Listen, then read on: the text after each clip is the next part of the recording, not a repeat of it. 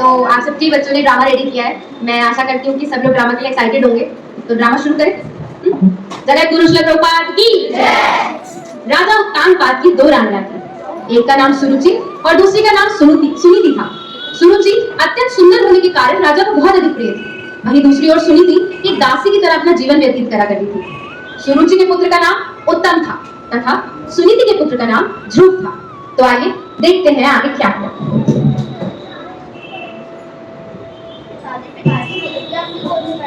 हाँ पुत्र अवश्य बैठे। रुको ध्रुव, ये तुम क्या कर रहे हो? तुम राजा की गोद में बैठने के योग्य नहीं हो।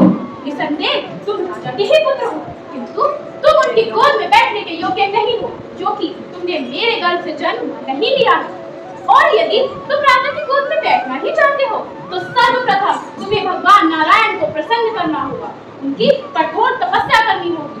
और यदि वो प्रसन्न हो जाए तो तुम्हें अगला जन्म मेरे गर्भ से लेना होगा, तभी तुम राजा की गोद में बैठने के योग्य बन पाओगे।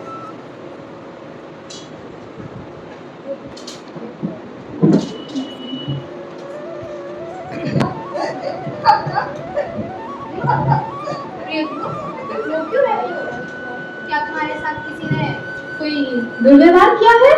तेरी दूसरी बात है। माँ सुरुचि है, परंतु क्यों? मैंने कुछ नहीं किया माँ। उत्तम अपने पिताजी की गोद में बैठा था और मैंने भी उनकी गोद में बैठना चाहा, लेकिन माँ सुरुचि ने कहा मैं इसके योग्य नहीं हूँ, क्योंकि मैं उनका पुत्र नहीं हूँ। उन्होंने मुझे यह भी कहा कि मुझे भगवान नारायण की पूजा करनी होगी, और यदि वह प्रसन्न हो जाए तभी मुझे माँ सुरुचि के संतान के रूप में अगला जन्म लेना होगा, तभी मैं राज्य सिंहासन अपने पिताजी की गोद में बैठ सकता हूँ। प्रिय पुत्र, तुम कभी किसी के बारे में बुरा मत सोचो, क्योंकि जो व्यक्ति किसी के बारे में बुरा सोचता है वो स्वयं भी बुराई को अपने साथ भोगता है।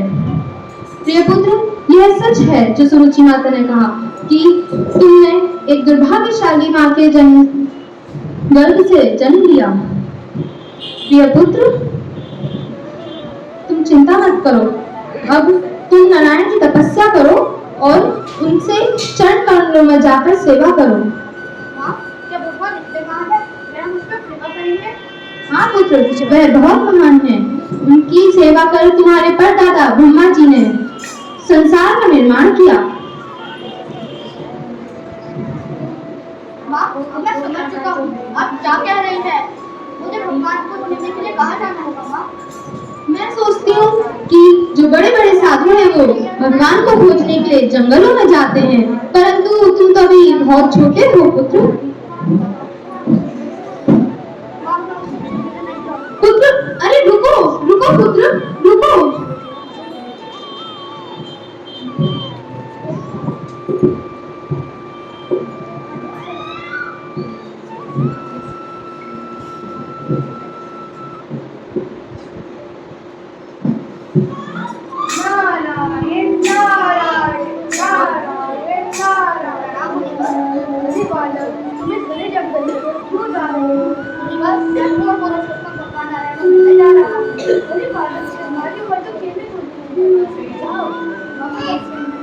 नहीं, मैं भगवान से मेरे बिना नहीं रहूंगा।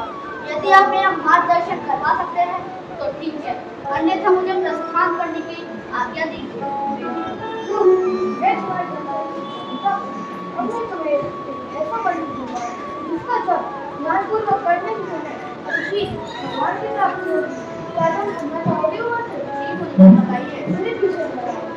ओम नमो भगवते वासुदेवाय। ओम नमो भगवते वासुदेवाय।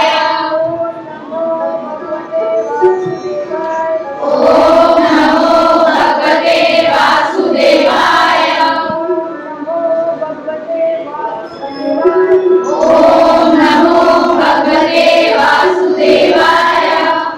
तुम्हारा कल्याण हो। नारायण नारायण नारायण नारायण। अपने गुरु नारद मुनि की सेवा कर उनसे उपदेश लेकर ध्रुव ने उन्हें नमस्कार किया तथा यमुना नदी के किनारे कठोर तपस्या की। ओम नमो भगवते वासुदेवाय। ओम नमो भगवते वासुदेवाय। ओम नमो भगवते वासुदेवाय। पूर्ण रूप से योग विज्ञान का स्मरण करते हुए ध्रुव ने पहले महीने हर तीसरे दिन केवल बेर खाए तथा दूसरे महीने हर 3 दिन में एक बार पत्तियां खाई। तीसरे महीने केवल पानी पिया तथा अगले महीने उसने हर 12 दिन में एक बार श्वास लिया और एक पैर पर खड़े होकर तपस्या की। इस तपस्या के ताप से तीनों लोग कांपने लगे थे। ओम नमो भगवते वासुदेवाय। ओम नमो भगवते वासुदेवाय। ओम नमो भगवते वासुदेवाय। रक्षा करो, ये भगवान ध्रुव को दर्शन दीजिए।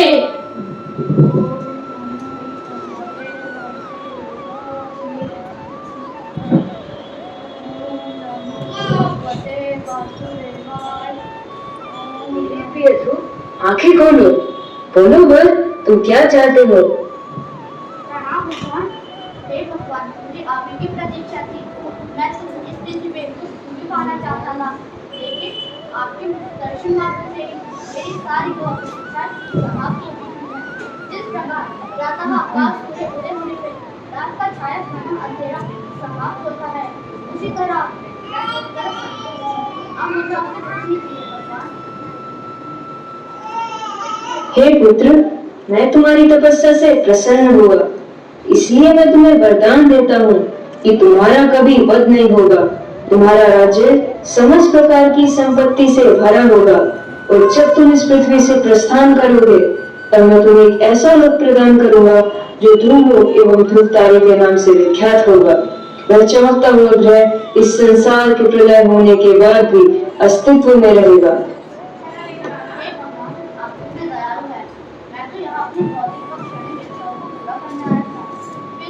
आपने मुझ पर अपनी प्रतिभा प्राप्त करते हुए मुझे प्रदान किया। धन्यवाद भगवान। ओम नमो भगवते वासुदेवाय। ओम नमो भगवते वासुदेवाय।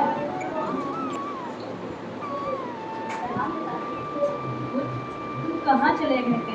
तुम्हारे बिना ये प्रजा, यह राज्य, यह महल सब सूना हो गया था।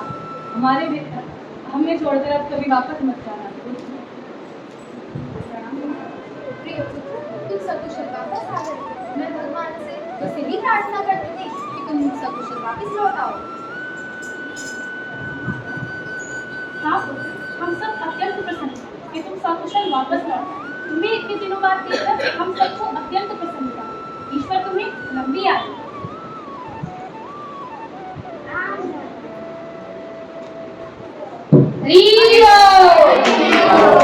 हरे कृष्णा कृष्णा कृष्णा हरे हरे, हरे राम राम राम हरे हरे। जगत गुरु श्रीला प्रभुपाद की जय। श्रीकंठा भगवान की जय। तो आज आप सबने ध्रुव महाराज का जीवन चरित्र देखा, उनका जीवन चरित्र सुना, देखा। तो इससे हमने गेन क्या किया, क्या लाभ हुआ हमें ये देखकर? कैसे एक 5 वर्ष के बालक ने केवल 6 महीने में तपस्या करके पूर्ण पुरुषोत्तम भगवान नारायण को दर्शन देने पर विवश कर दिया। कैसे भगवान ने उसको दर्शन दिए, उसे ध्रुव लोक प्रदान किया। ऐसा ये सब कैसे हो पाया? केवल इसलिए क्योंकि ध्रुव को एक शुद्ध भक्त नारद मुनि का संग प्राप्त हुआ था। ध्रुव ने नारद मुनि के उपदेशों को, उनकी शिक्षाओं को अपने जीवन में उतारा था। तो हम भगवान को कैसे प्रसन्न कर पाएंगे? जब हमारे जीवन में, हमारे बच्चों के जीवन में भक्तों का संग होगा। जब भक्त हमारे जीवन में आएंगे, शुद्ध भक्तों का संग हमारे जीवन में आएगा, हम अपने बच्चों को भक्तों के संग में भेजेंगे, तभी हम भगवान को प्रसन्न कर पाएंगे। और यकीन मानिए, जब आपके बच्चे और आप खुद भक्तों के संग में रहेंगे, भगवान की सेवा करेंगे, तो आप जीवन के सभी एस्पेक्ट्स में जरूर सफल होंगे। हम अपने बच्चों को सब चीजों का संग करा रहे हैं, हम अपने बच्चों को मोबाइल का भरपूर संग करा रहे हैं, हम अपने बच्चों को फिल्मों का भरपूर संग करा रहे हैं। हर प्रकार का संग हमारे बच्चों को मिल रहा है। हमें नहीं पता कि हमारा बच्चा जहाँ ट्यूशन जाता है, जहाँ पढ़ने जाता है, वहां उसे किस प्रकार के बच्चों का संग मिलता है। हम तो सोचते हैं कि बच्चा स्कूल गया है, बहुत अच्छी जगह गया है, बट हम नहीं जानते वहाँ कैसे बच्चे आते हैं, क्या उसको संग मिलता है। हर प्रकार का संग हमने बच्चे को दे दिया सिवाय भक्तों के। हम उसे अपनी संस्कृति के अलावा, अपने कल्चर के अलावा, भगवान के अलावा सब कुछ सिखा रहे हैं। तो कैसे हम भक्तों को इंट्रोड्यूस करा पाएंगे अपने बच्चों के जीवन में? कैसे हम एक शुद्ध भक्त का संग कर पाएंगे? जैसे ध्रुव को नारद मुनि का संग मिला, वैसे आप सब आज यहाँ स्कॉन की बिल्डिंग में बैठे हैं, स्कॉन का प्रोग्राम अटेंड कर रहे हैं, भगवान के सामने बैठे हैं, बच्चे आपके सामने एक स्पिरिचुअल प्रोग्राम कर रहे हैं, तो आप सब एक शुद्ध भक्त की शरण में आ चुके हैं। वो शुद्ध भक्त और कोई नहीं, हमारे हमारे फाउंडर आचार्य हिज डिवाइन ग्रेस भक्ति वेदांत स्वामी श्रील प्रभुपाद की। तो ऑलरेडी जब हम एक शुद्ध भक्त के आश्रम में आ चुके हैं तो उसका लाभ क्यों नहीं उठा रहे? हम क्यों उनकी शिक्षाओं को अभी तक फॉलो नहीं कर रहे? क्यों हम भक्तों का संग नहीं कर रहे? क्यों हम उनकी शिक्षाओं को अपने जीवन में उतार नहीं रहे, अपने बच्चों के जीवन में नहीं उतरवा पा रहे? तो मैं आशा करती हूँ कि इसके बाद आप सभी लोग अपने बच्चों को यहाँ भेजेंगे। हरे कृष्णा।